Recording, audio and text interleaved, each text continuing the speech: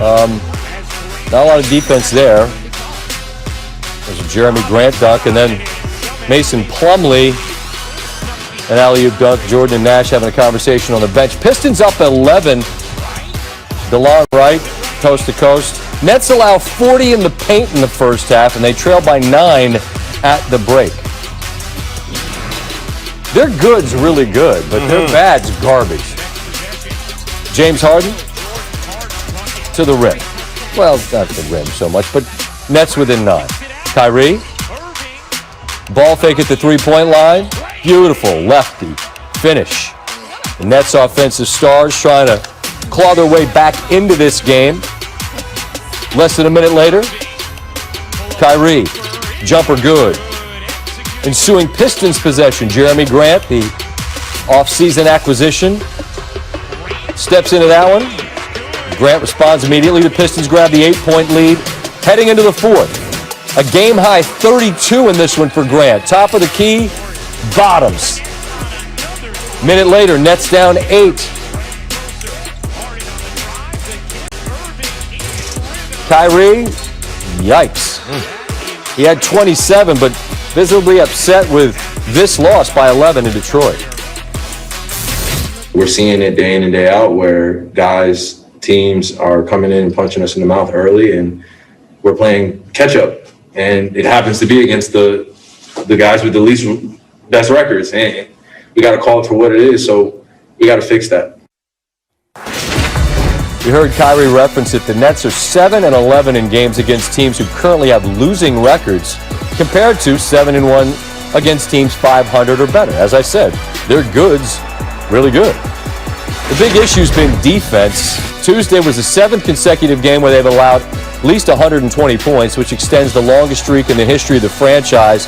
The previous longest goes all the way back to 5 straight in 1977, and they've been victim to big scoring performances. Jeremy Grant, 32, the 16th 30-point game allowed by the Nets this season, most in the NBA. That includes 8 30-point scorers in just their last 5. Excuse me. Just coming out aggressive and making them feel us. You know, a lot of teams come out very comfortable against us, and then that's kind of the feel of the rest of the game is that we're playing catch up, and it's just not our way to play as a competitor. Just always down, and though we have the talent to come back, and it's just not our way to play. We want to dominate on both ends of the floor, especially on the defensive end, to make them uncomfortable. That way, we put ourselves in a better position. So, just starting off the game better. I don't think we've talked to you since the finger injury. What is it like managing out there? How much, pain and discomfort are you having to push through? Oh, man, it sucks, man. It's just, shooting very well in the season, want to continue so. And, you just have different hiccups that happen, especially on my shooting hand. It's uncomfortable, but at the same time, I don't want to make any excuses. I'm out there, put myself out there, do a lot of treatment on it. And, we're down a few players, obviously, as well. So you just want to go out there and compete and worry about the pain later. But, doing the best I can. Brian Lewis with the New York Post. Hey, Kerry. Are you noting, a common thread? I mean, a lot of the games that you guys kind of come out and spot a big lead or maybe don't have quite a defensive intensity that you're looking for, a lot of them are against the, quote, lesser teams, maybe losing team without a great record. Are you noting that commonality, and how concerning is that mindset-wise? Well, I think you guys noted enough for all of us. So I don't think I need to note it. It's pretty glaring when, game to game, and especially when the records are being used as kind of a reason on why we're not going out there and playing hard. I don't accept that, and I don't think our team accepts it as a whole. Obviously we don't want that to be on, kind of what teams think about us, and we're seeing it day in and day out where teams are coming in and punching us in the mouth early, and we're playing catch up, and it happens to be against the guys with the best records, and we got to call it for what it is. So we got to fix that, and that takes a maturity, that takes accountability, and that takes realization of what we need to do moving forward. So every day, guys. Malika Andrews with ESPN. Hey, Kyrie.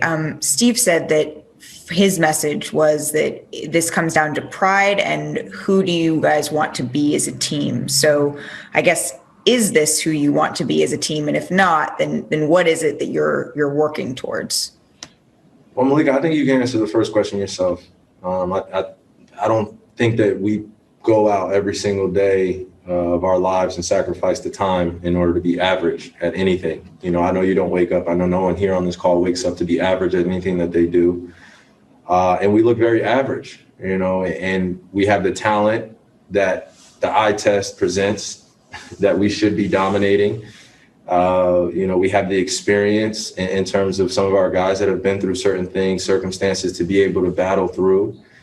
And we're dealing with a lot of the reality that we're putting this together on the fly. Like we are the team that the NBA put the most games on. We're the team that gets someone taken out during COVID, during the games. We're the team that has to deal with the refs. We're the team that is literally battling against so many odds that at this point it's not even a reason to continue to comment on them. They are what they are. And as a warrior that I am, and that the energy that I have alongside my teammates, we just have to turn that corner. And we haven't done it yet, but we will. And I'm telling you, the league's going to be on notice when that happens. So just got to take it day by day. Thank you. Bruce Beck with NBC New York. Hey, Kyrie, what is the challenge of trying to be consistent as a team when there's so many things going on around you, COVID protocols, injuries, left and right? There's a lot happening there. I don't want to lead you. I don't want to lead you as the guy who's asking the question, but I just want your perspective. I mean, my perspective is just continue to do the things that we can control. And Steve is right. It takes pride. It takes effort. It takes a will.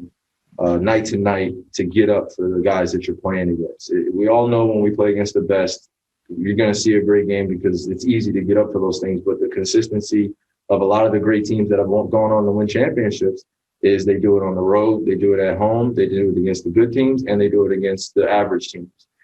So until we can develop that goal-oriented mindset that we want to continue to be great every single night, and it's a collection of individuals doing it as a team, then we'll be great. Till then, we'll just look like great guys that look good on paper and still haven't figured out yet. But I'm confident and I'm patient. And like I said, I don't take any day for granted having this group and being able to develop for the long term. Alex Schiffer with The Athletic. Hey, Kyrie, in the second half, you guys had multiple chances you got rid of the lead and you got down to one possession or so, and then you just couldn't get over that hump. I guess just what do you think held you guys back from making that one final leap when you guys run those runs? Well, usually when we're going against the teams that we're down against, when we're down and we're down in a hole, guys get comfortable, start making shots that they don't normally make. You watch film and they're not making, like, a lot of the guys did not have 10 plus points against any other team, but they are the Detroit Pistons, the same Detroit Pistons that took the Lakers to double OT the other night. We have to give respect to them in terms of what they're capable of doing. But I always come on here and I tell you guys, teams start doing the craziest things against us, and that's just the tale of the rest of the season. And we just got to be able to combat that. It is what it is. Guys are going to have career nights and try to score everything against us and do everything because everyone's watching. No one wants to see us be on that level. And I think that we have to develop that we are that team that has to battle through it. So we'll combat it. Last question, Christian Winfield with the New York Daily News. Hey, Kyrie, in your experience, is defensive intensity and energy, is that stuff, is the tone for that set by any one person, or is that something that you guys have to come to collectively and figure out how to establish? Team, man. It's all about our team effort. I could speak until I'm blue in the face. Somebody could yell out all the play calls, but it's really just the effort.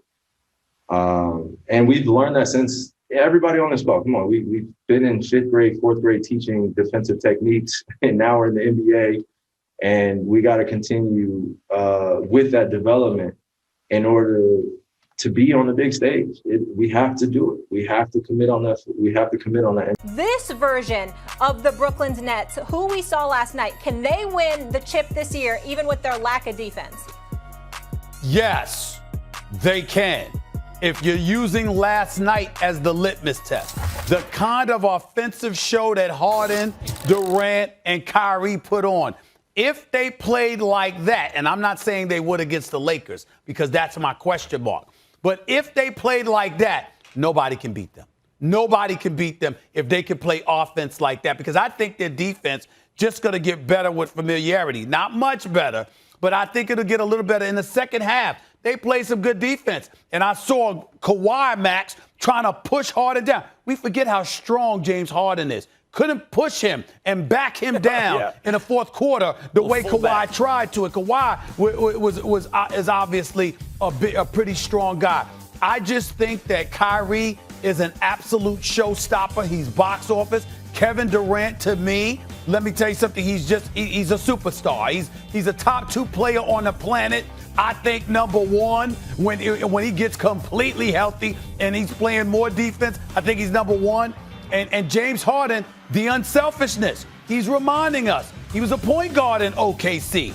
He will distribute the basketball. He's not selfish. He will give you the ball. Those things taken into consideration, I got to tell you something. I don't think anybody can stop the Nets offensively. I really, really don't. Nets cannot beat the Lakers in a best-of-7 as currently constructed, as presently constituted. And last night's game included, Stephen A., even if we're only looking at that game. Now, if you want to say, could the Nets win a tournament? Yeah. If it was one and done, Nets could beat anyone on any given night. You can say that about a lot of NBA teams, but especially the Nets, because they're already they're going to be the best offensive team of all time. They're going, and since the Harden trade, that's statistically what they already are. They haven't even figured it out yet. And Kevin Durant, what's impressed me the most, coming off an Achilles, is he chose Brooklyn. Okay, I'm not going to join a 73-win super team. I hear the criticism.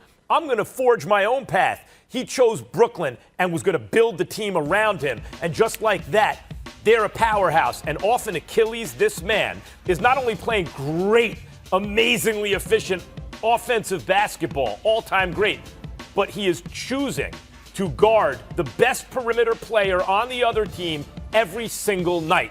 So my hat's off to him. And Kyrie, you mentioned, I say Kyrie's the best show in the NBA. And I totally agree, and you know I've said this for a long time. My beef with Harden is he doesn't hit clutch shots in the playoffs. He is an unselfish player. He's always done what his team has needed him to do. If it's take 1,000,000 shots, he'll do that. If it's do what he's doing now, he'll do that. Be more of a playmaker and help his teammates, he'll do that. So they're outstanding offensively. They will not be able to beat the Lakers in a best-of-7 with this defensive unit. They just won't be able to do it. I don't see a way. They can score. They'll be the greatest scoring team of all time. They can't stop a nosebleed, and the Lakers can score. Let me tell you something. The Lakers can score. The Lakers should be the favorites. We both have them as the favorites. Let's not get it confused. But what the Brooklyn Nets will force you to do is make shots, because the Lakers can clamp down on everybody else. Max, can you really see them clamping down on Brooklyn? No, you're going to have to outscore them, which means you're going to have to make sure you make shots. See, that's the difference here. And I think that they can make things tight. That's why I don't think anybody in the East is going to be able to beat them. I think Kentavious Caldwell-Pope and others, and obviously Schrader and others, they're going to be called upon to step up and make shots against Brooklyn, because Brooklyn is going to make their share of shots. And in terms of Kevin Durant, this has an opportunity, as you pointed out, in fairness to you, Max, to be the greatest year of Kevin Durant's career. Because with Steve Nash being a coach, Steve Nash being a coach, he's a rookie coach. He's never coached on any level. Mike D'Antoni, we know that he don't care about defense. If you sit up there and you understand that that's the climate you created, you hone in Kyrie Irving. James Harden is playing alongside you. Kyrie Irving is being selfless. James Harden, obviously, is being that point guard and incredibly selfless. It all comes under the umbrella of Kevin Durant's leadership. Everything is on him. And if this team ends up winning the chip, he will deserve about as much credit as LeBron has earned when he got at Cleveland to the championship. You know, That's and right. the Lakers, obviously, That's to right. a lesser Kevin degree. Durant has That's a what chance. Kevin Durant is doing there. He's got a chance. He has a chance to prove his greatness in a way he's never done before and to elevate himself so that when people talk about the greatest of all time, and LeBron's always mentioned nowadays ahead of Kobe and Magic and Bird, KD is mentioned along with those guys by everybody. He has a chance to do that. I'll caution one thing. I mentioned it earlier in the show. That was a Clippers team who had played 5 games in 7 nights. It is true that they have so many guys who can score on the Nets at such an elite level, never mind Joe Harris, that when you have, it doesn't get any better defensively on the wings than Kawhi and Paul George. And when those guys are paying attention to KD and James Harden, who's on Kyrie? So they can score with anyone, but they just barely beat a Clippers team. They were lucky Paul George missed an open 3 at the end of the game, or they maybe don't win that game. They barely beat a team on a long road trip playing their 5th game in 7 nights. Thanks for watching ESPN on YouTube. For live streaming, sports, and premium content, subscribe to ESPN+.